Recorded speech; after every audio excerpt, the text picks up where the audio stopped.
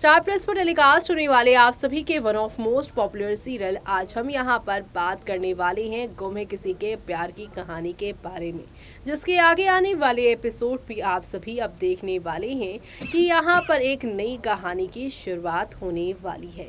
एक और जहाँ पर जब से पता चला है पूरे भोसले परिवार को कि सभी को किसी और ने नहीं बल्कि ईशा ने भेजा है और ईशा का सपोर्ट शांतनु यहाँ पर कर रहे हैं। शांतनु और ईशा जो है वो ईशान के माँ बाप हैं, जो कि सालों पहले एक दूसरे से जुदा हो गए थे और उसी बचपन से लेकर ईशान को ऐसा लगता है कि उसके मम्मी पापा का सेपरेशन की वजह उसकी माँ का करियर है। उसकी माँ ने करियर के आगे अपने पति अपने बच्चे को छोड़ दिया है और ये सारी की सारी बातें भोसले परिवार के बड़ों ने इनके दिमाग में बिठाई है। जी हाँ, हम बात करें यहाँ पर राव साहब की और साथ ही साथ यहाँ पर सुरेखा की, जो कि यहाँ पर आप सभी के ईशान के बड़ी मम्मी और पापा हैं और यही यहाँ पे घर के सारे रूल रेगुलेशन यहाँ पर संभालते हैं। एग्जैक्ट वैसा ही जैसे कि आपने चौहान हाउस में देखा था कि भवानी सारी की सारी चीज़ें देखती थी, जो कि घर की बड़ी वहिनी थी, और ऐसा ही कुछ सुरेखा करती हैं।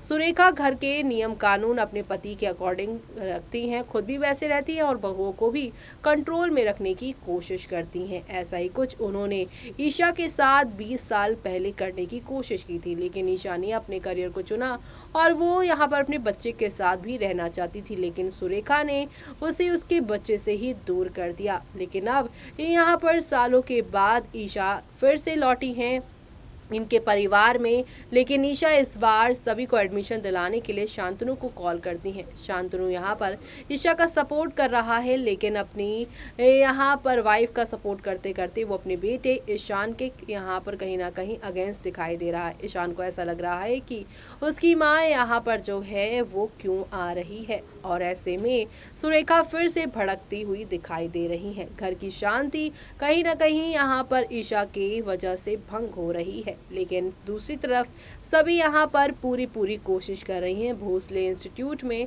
यहाँ पर एडमिशन लेने के लिए। लेकिन जब यहाँ पर ईशान मानेगा नहीं तो पुणे आएंगी ईशा और यहाँ पर ईशा के पास आ धमकेंगी सुरेखा यहाँ पे कहेंगी जब सालों पहले तुम सब कुछ छोड़कर जा चुकी हो तो फिर क्यों लौट कर आई हो। ऐसे में ईशा भी यहाँ पर अब सुरेखा को जवाब देती नजर आएंगी कि बड़ी वहिनी, अगर आपने चाहा होता ना तो उस दिन मैं अपने बच्चे को छोड़कर ना जाती, लेकिन आप लोगों ने ही मुझे इतना प्रेशर दिया कि मुझे अपने ही बच्चे अपने ही परिवार को छोड़कर जाना पड़ा।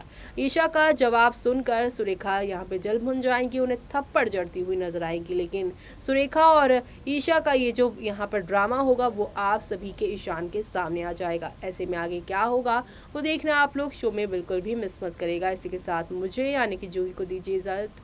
Bye bye, take care.